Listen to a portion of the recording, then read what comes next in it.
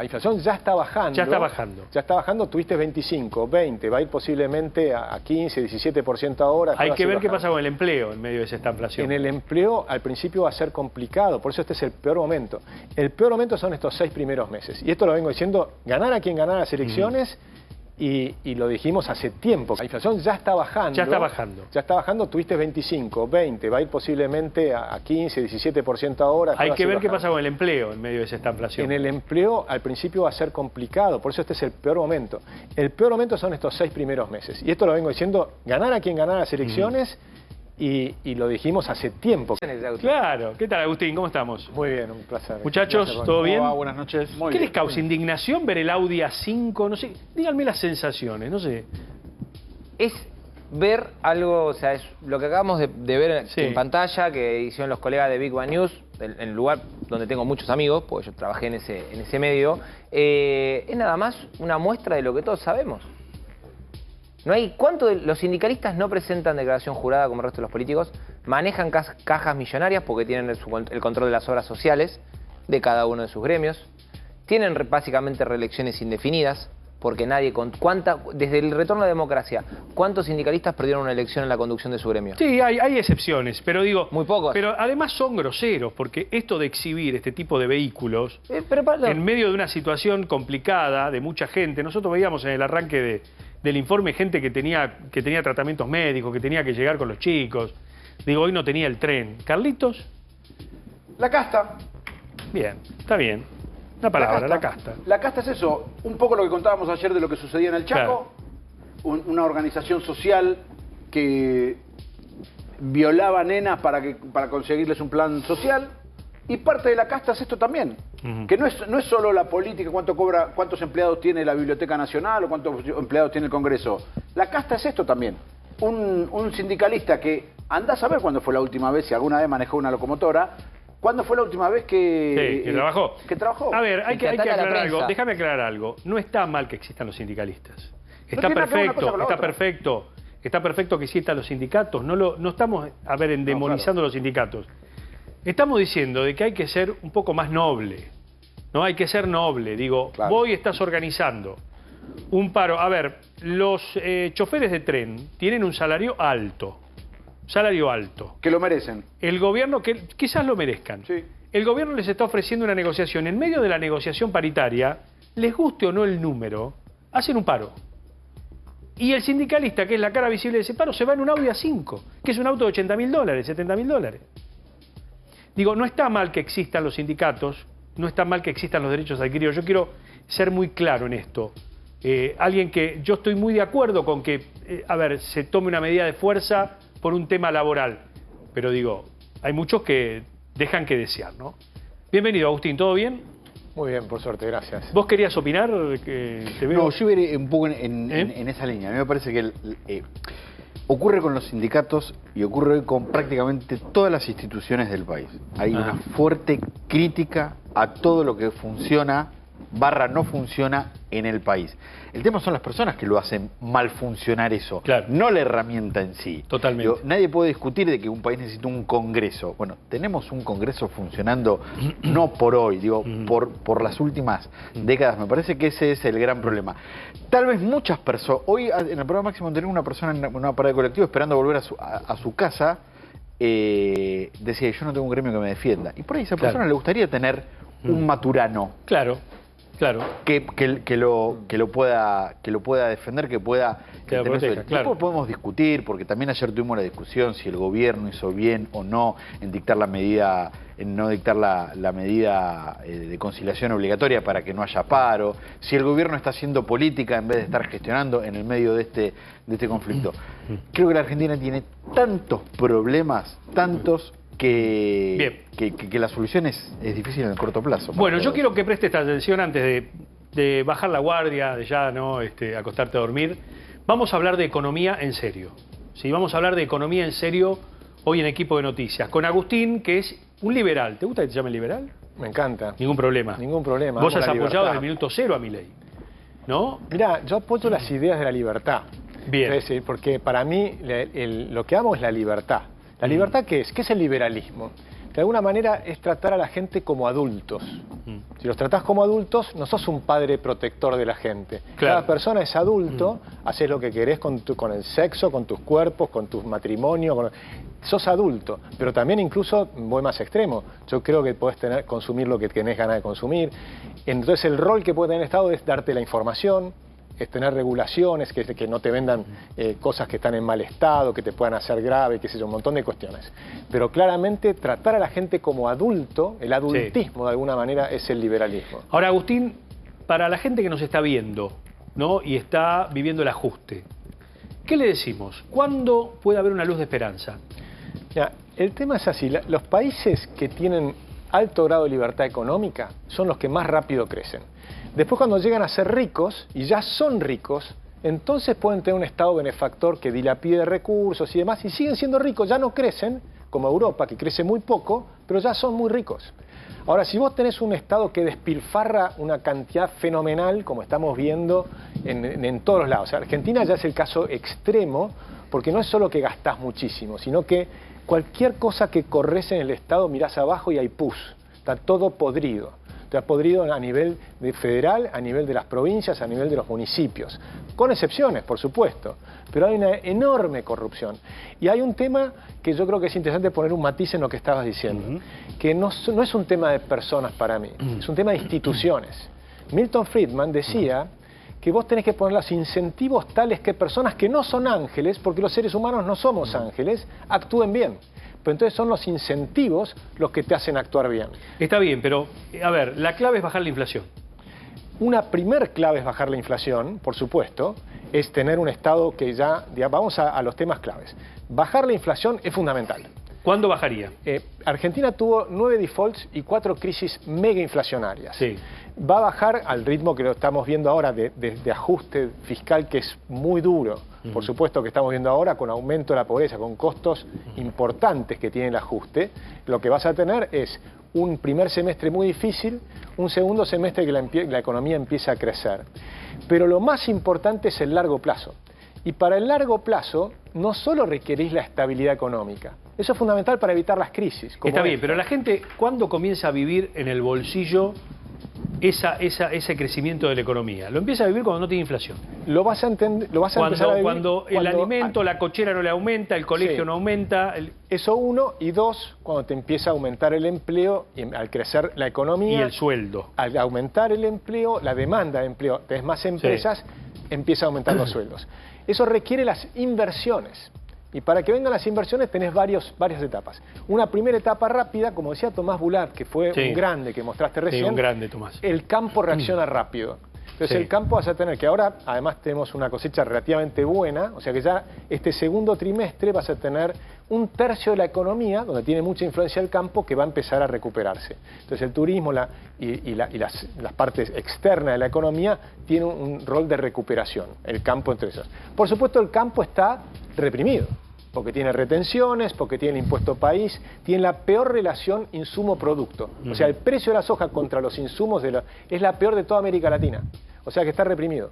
Cuando termine todo este proceso de ajuste, tenemos que bajar los impuestos. Y ahí vas a tener el gran crecimiento. El campo se puede duplicar. Después tenés Vaca Muerta.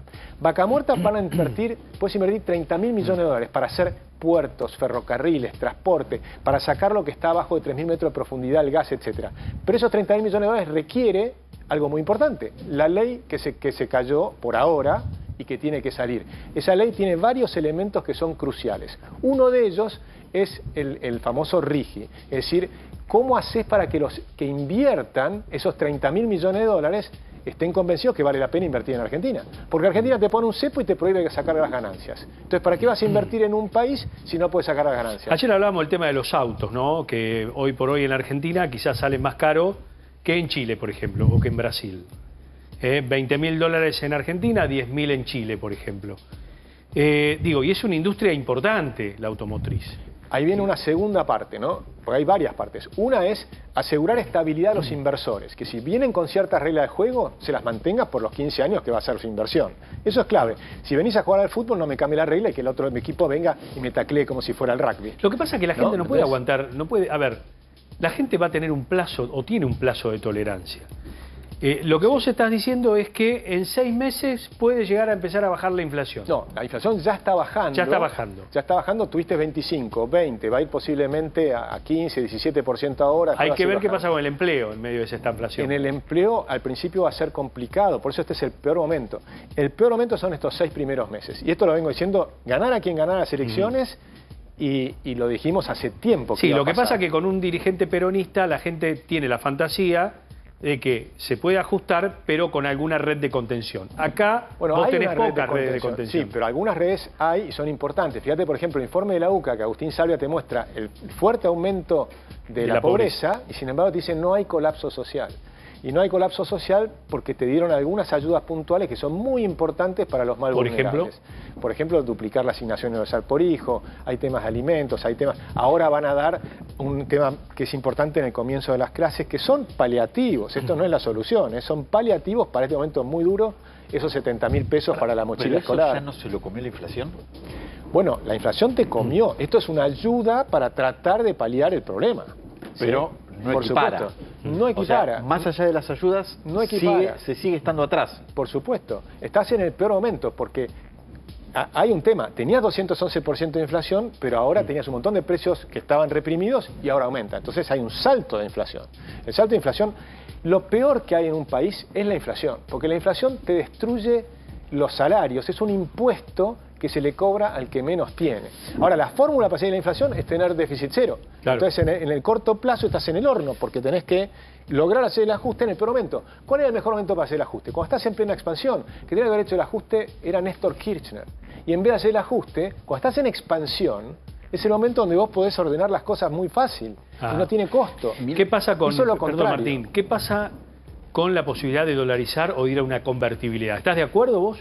Absolutamente. Yo me convencí hace 6, 7 años y empecé a convencer a otros. Creo que entre ellos me parece que a Javier, por lo menos alguna fichita le puse en ese tema también, Diego Giacomini, a varios, que en esa época todavía estaban defendiendo la idea del Banco Central de Macri, al principio del gobierno de Macri. Pero yo me convencí con un argumento de Jorge Ávila. Me dijo un argumento espectacular. Pues imagínate que hacemos un banco central que lo manejamos bárbaro. Lo manejamos como los suizos. Y tenemos un banco central que acumula 50.000 millones de dólares los primeros 4 años de gobierno, así que te reeligen y acumulas otros 50.000 millones de dólares y tenés 100.000 millones de dólares en el Banco Central durante 8 años de excelente gobierno. Pero al final del día va a venir un gobierno populista. ¿Qué va a hacer con esos 100.000 millones de dólares que ahorramos todos los argentinos, pero que están en el Banco Central? Va a ser lo mismo que hizo el general Perón en 1946. En 1946 Perón dijo, está lleno de oro el Banco Central, hay que repartirlo. Y entonces va a repartir los 100.000 millones de dólares. Y empezamos de nuevo con todo el problema. Ciclo. Pero digo, ¿a cuánto y cuándo se podría dolarizar o convertir el peso al dólar? En mi visión se podría hacer ya mismo. Pero ¿A cuánto? ¿Cuánto estaría el dólar hoy? Al precio que está. Porque algunos dicen que si es hoy, estaría a 4.500. No, eso no es cierto. Depende cómo se hace. Es complejo y requiere apoyo de la clase política.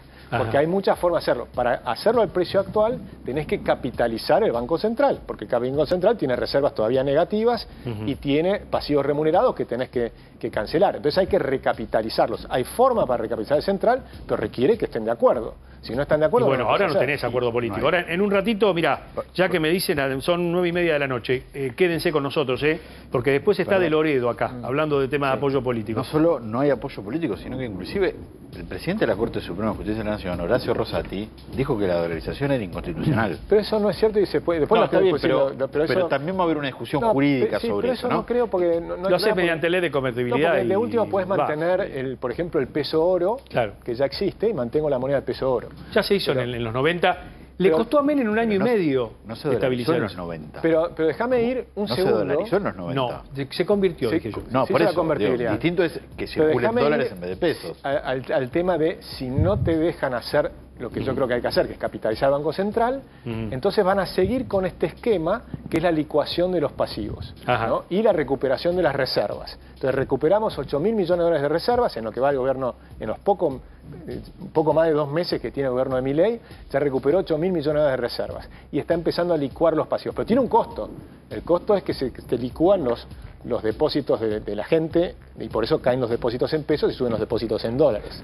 Ahora, más allá de si se puede hacer desde un punto de vista económico, de la teoría económica, ¿estamos preparados para transitar en corto plazo un ajuste y una dolarización? No, la dolarización es lo contrario del ajuste. La dolarización es un programa expansivo. No, pero pero es interesante lo que te Pero ese programa expansivo, ¿llega en lo inmediato apenas se dolariza? A mí me gustaba la dolarización porque evitabas la caída actual de los salarios.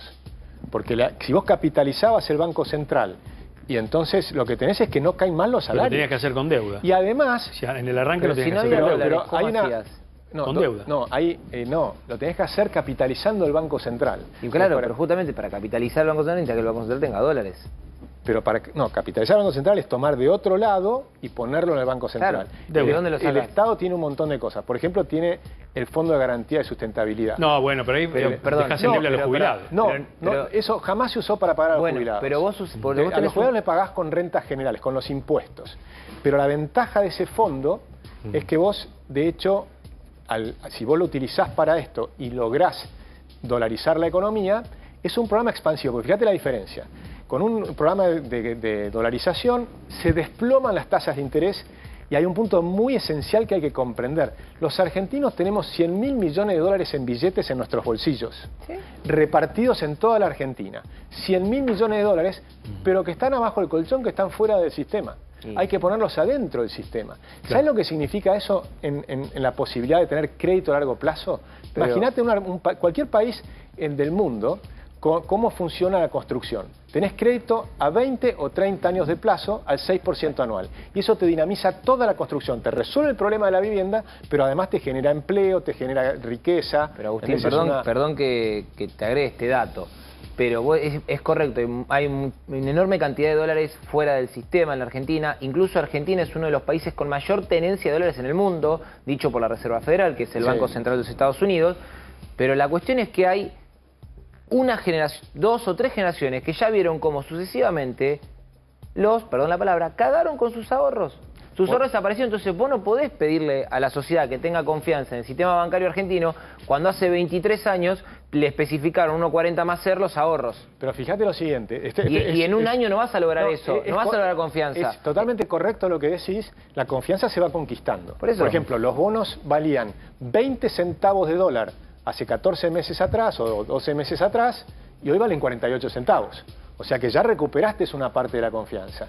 Por supuesto, hasta que llegue a 100 falta un montón para que realmente en los mercados internacionales y todos nosotros tengamos confianza. Yo apostaba yo le decía durante el gobierno de Alberto, decía compren bonos porque a 20 centavos el peronismo va a perder las elecciones y los bonos van a subir porque va a haber mucho más confianza. Y eso está pasando hoy. Volvamos al tema de la dolarización / convertibilidad. Si vos tenés que hacerla dentro de 2 meses, ¿no? ¿Cómo haces para capitalizar el Banco Central? ¿Y a qué dólar se manejaría la gente? Porque ese sería el fin de la inflación, la dolarización. Sí, yo creo que vamos a lo que yo creo que puede pasar, ¿no? Sí. Esto es, por supuesto, especulativo, porque nadie conoce el futuro. Pero yo te lo pedí en el arranque. Vos que sos liberal, ayudanos a entender esto, ya que no está acá el ministro Caputo. Vos podés quizás ser el exégeta del ministro Caputo. No tengo la información, pero te voy a decir lo que creo que puede pasar. Lo que puede pasar es que ahora viene la cosecha. Los dólares de la cosecha, Caputo necesita que ingresen al Banco Central, una parte de esos dólares para engrosar las reservas. La gente que está en el campo está retrasando las ventas, que a esta altura están mucho más atrás de lo que debería ser. ¿Qué significa? Que están esperando una mejora del tipo de cambio. ¿Cómo puedes darle esa mejora? Cambiando el blend. Hoy le estás dando 80% por oficial y 20% por contado con liqui. Cambiale y le haces 60-40.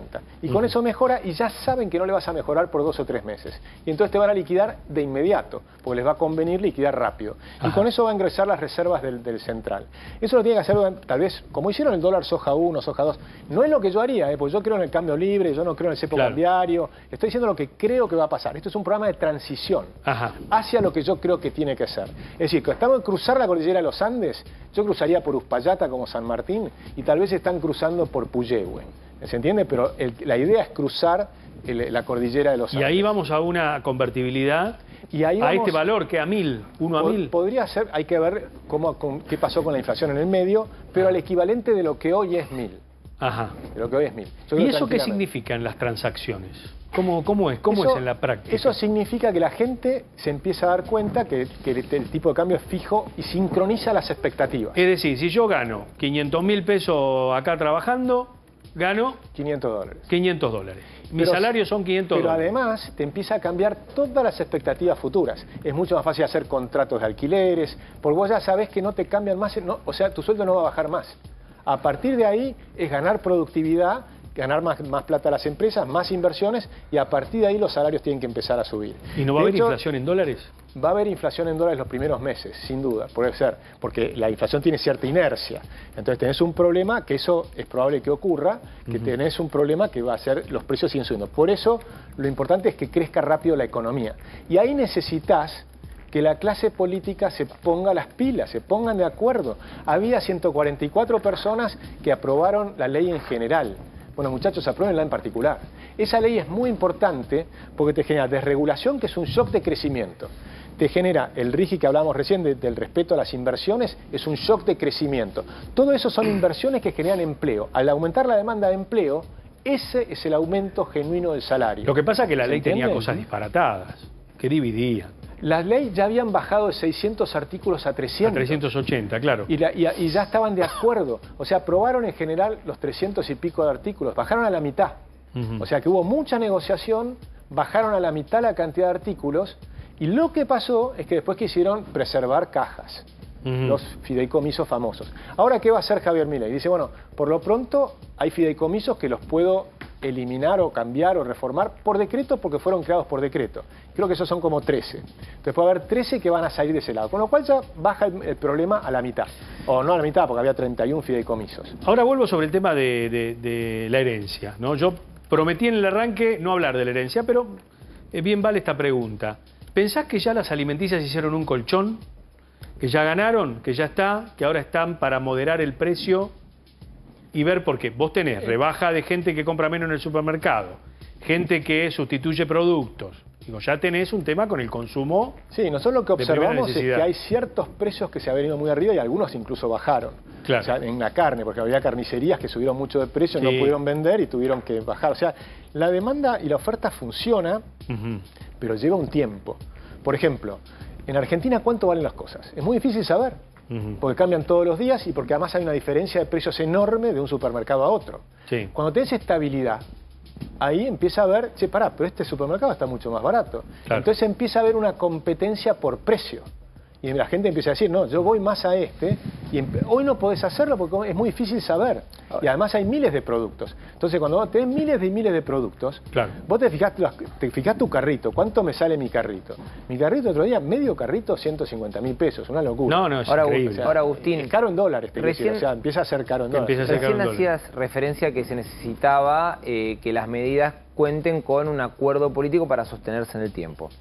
¿Cómo se hace eso? Si se tiene en cuenta que el presidente, cuando negocia algo y no sale como quiere, le dice traidores a las personas con las que negoció. Por ejemplo, acá tenemos en el estudio al diputado Rodrigo de Loredo, que es el titular del bloque de la UCR, para quien el jefe de Estado tuvo palabras durísimas y que fueron insultos. ¿Cómo se hace para hacer un acuerdo político Bueno, sin eso? Yo creo que ahora tenemos una oportunidad, en el Congreso tiene una oportunidad tremenda, porque durante las sesiones extraordinarias, ¿no? El Ejecutivo es el que llevó la voz cantante y mandó los proyectos. Pero ahora es el Congreso. Ahora son esos 144 diputados, que son el 56% de los diputados, son los que se tienen que poner de acuerdo. Y ellos pueden sacar lo que quieran. O sea que ni siquiera necesitan una aprobación de Pero eso no de pasa. mi ley. Eso sería algo idílico, no No, pero te sucede. quiero decir, esa ley que ya está muy negociada, masajeada y demás, ahí hay mucho para sacar adelante. Puedes sacarla por pedazos, es una alternativa, puedes sacarla toda junta, mucho mejor, y decir, bueno, hagamos una negociación final. Después tenés, por supuesto, tenés un presidente que juega fuerte, eso está clarísimo. Bueno, tienen que aprender a jugar con alguien que juega fuerte. Porque la jugada de Javier Milei es decir, mira, nosotros tenemos cosas que las vamos a hacer. Vamos a eliminar el déficit fiscal y voy a eliminar la inflación y el año que viene no va a haber inflación en Argentina. Y entonces, ojo, porque si ustedes no apoyan, se va a terminar llevando Pero los eso es una votos. extorsión. Hemos visto que a Milei lo Es jugar ayudan. fuerte. No, Es un gobierno débil en términos del Congreso, porque tiene poca gente. Tiene una visión muy clara. Tenés una Argentina que está las corporaciones en Argentina son muy fuertes, muy fuertes, y tenés muchísima corrupción. Las mafias enquistadas en el poder que te hablaba Cavallo, que las conocemos todos. O sea, los sindicatos que hablaban recién es uno, pero hay un montón de... Está lleno, lleno de corporaciones de todo tipo que se juntan para sacar un pedazo de plata del Estado. Los 1.500 registros automotores. Te doy una que se ponen de acuerdo. ¿Por qué no la cambiamos por una aplicación de WhatsApp y te sale gratis? ¿Por qué necesitas 1.500? Porque son cajas políticas. Está lleno de cajas que son políticas y eso está fuera de presupuesto. Pero los argentinos la pagan. Claro. Entonces vos le sacás el costo a los argentinos tienen más plata para gastar en otras cosas. Eso es parte de lo que te reactiva la economía. Son miles y miles y miles de cajas por todos lados, a nivel federal, a nivel de estas cosas que están... Hay parte de esa plata, por ejemplo, que va a la justicia, y la justicia la da a organizaciones de derechos humanos. Es un laberinto. Claro. Recién vos hablabas del tema de las inversiones, ¿no? Que para reactivar la economía, para que vengan las inversiones. El presidente Milei fue a Italia acompañado por un club de empresarios que son de los más importantes. No voy a dar nombres, pero todos los conocemos, ¿no? Empresarios que tienen 20.000 empleados, 30.000 empleados y demás. ¿Esos empresarios están dispuestos a ampliar la inversión en la República Argentina? Mirá, muchos de los empresarios que se fueron de Argentina, por ejemplo, se fueron todos los unicornios, o casi todos. Sí. Y uno de ellos, que yo conozco, por ejemplo, se fue a Estados Unidos. ¿Quiénes son, por ejemplo, los unicornios? Alec Oxenford, por ejemplo, que está Galperín, está el de Globant. Los unicornios son las empresas que salieron de cero. Mercado Libre, Globant. Está Satellogic, que hizo la que vende pasajes. Entonces tenés empresas que pasaron de cero a $1.000 millones. Eso es un unicornio. Impresionantes. Se fueron todos. ¿Por qué se fueron? Porque los mataste de impuestos, en especial bienes personales y el impuesto a la riqueza. Porque te cobran no sobre las ganancias. Sí, hay una doble imposición ahí. Hay una triple imposición, pero más allá de eso, no te cobran sobre las ganancias, sino que te cobran sobre la cantidad de acciones. Entonces los obligás a vender acciones. Y vos decís, yo soy dueño de las acciones. Me voy a Uruguay, no tengo que vender acciones de mi compañía. Me quedo en Argentina, tengo que vender acciones. ¿Qué hago? Me voy a Uruguay. Claro. Y se fueron todos. Claro. Enrique Duo hizo una presentación en el Congreso muy interesante. Él invierte con un grupo de gente en 50 pymes tecnológicas que iban a ser argentinas, de todos mentes argentinas, que están solucionando temas del cáncer, de satélites, un montón de temas. Las 50 se registraron en el exterior, las 50. Claro, bueno, pero eso hay que traerlos para acá. Pero ¿cómo haces? Tenés que cambiar las leyes. Bueno, pero ahí es donde tiene que estar. A mí me parece que el presidente Milei ayudar, por ejemplo. Bueno, pero el presidente Milei tiene que estar pensando en esto, me parece. Y los diputados también. O sea, nosotros tenemos que conseguir, hay que eliminar el impuesto a bienes personales. Y esto no lo están viendo en el gobierno federal y sería bueno que lo empecemos a hablar todos. Porque necesitamos eliminar esos impuestos para que vuelvan esta gente. No van a volver si no eliminamos ese impuesto. Porque es un impuesto, de nuevo, vos podés cobrar sobre ganancias, pero además en el mundo están bajando los impuestos a las ganancias de las empresas. Está bien, pero a ver, vos decís eliminar bienes personales y demás. Vos tenés un Estado que recauda a través de los impuestos. Hay que bajar el gasto. Ya no tenés ganancias cuarta categoría, ya tenés esto que el gobierno desistió de revertirlo, ¿no? Me parece bien, yo no quiero subir ningún impuesto. Quiero bajar más el gasto, pero que las provincias bajen el gasto. Está bien, pero ojo, porque hay provincias y provincias. Vos tenés provincias que tienen un 76% de empleados públicos porque son los grandes empleadores y tenés provincias que aportan muchísimo al PBI, el caso de Córdoba, Santa Fe, pero provincias que aportan mucho al PBI. Digo, no todas las provincias son iguales. Todas pueden bajar. Córdoba tiene 24 ministerios. O sea, el despilfarro es descomunal. Paga 26.000 millones de pesos a la pauta publicitaria. O sea, hacen recitales. O sea, está bien, pero yo escucho hablar de la pauta publicitaria, pero ¿qué quieren? ¿Desfinanciar la industria de medios? Los medios tienen que ser financiados por los privados, desde ya. Desde ya, porque pero es inmoral. ¿En dónde? En Narnia, en ningún lugar del mundo. No, sí. De hecho, la pauta publicitaria no existe en muchísimos lugares. De hecho, es absolutamente ilegítimo que el Estado financie a los periodistas, porque entonces estás de alguna manera comprando a los periodistas. Perdón, Córdoba es una provincia turística. Ahora vamos a discutir con De Loredo, que es cordobés. Es una provincia turística. Vos le sacás los festivales a Córdoba y le sacás el río y ¿qué no le sacás los festivales los hacen los privados.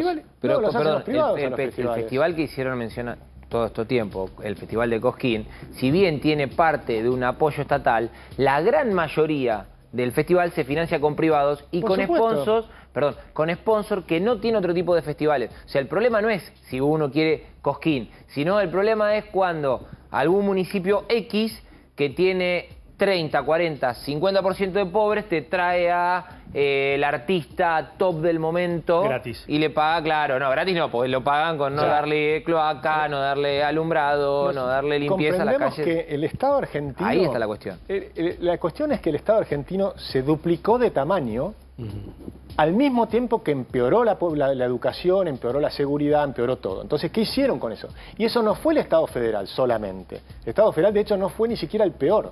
Fueron peores las provincias y los municipios. Casi cualquier municipio que encontrás, mirá lo que son los consejos deliberantes, la cantidad de...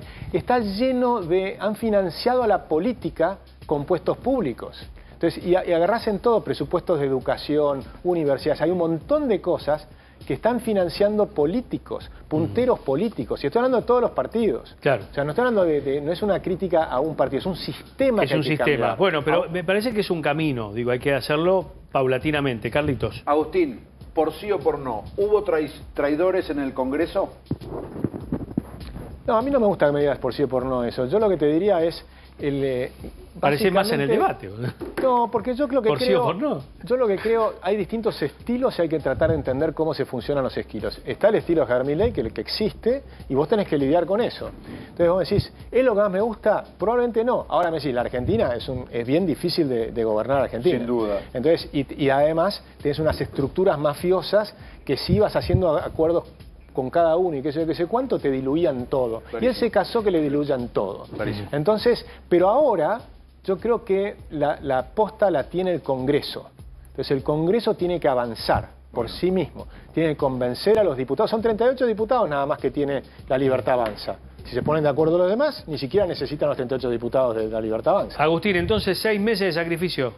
Yo creo que sí, y creo que después paulatinamente vamos a subir, pero te digo una cosa más. Sí. Yo creo que lo tenemos que juzgar al gobierno de Javier Milei el último año, y con las siguientes cuestiones. La inflación anual del último año de Javier Milei tiene que ser de un dígito bajo, 2-3% anual.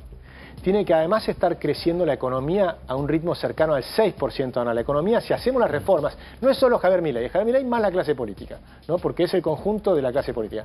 Si hacemos las reformas, porque hoy todavía Argentina está en el puesto 144 de libertades económicas. Bien. Y no se hicieron ninguna de las cosas más importantes. Para aumentar las libertades tenés que salir del cepo cambiario, tenés que hacer todo lo que estuvimos hablando, y entonces vas a tener un salto de 90 posiciones para llegar a ser un país moderadamente libre, ni siquiera para ser de los países más libres de la Tierra. Muchas gracias, Agustín.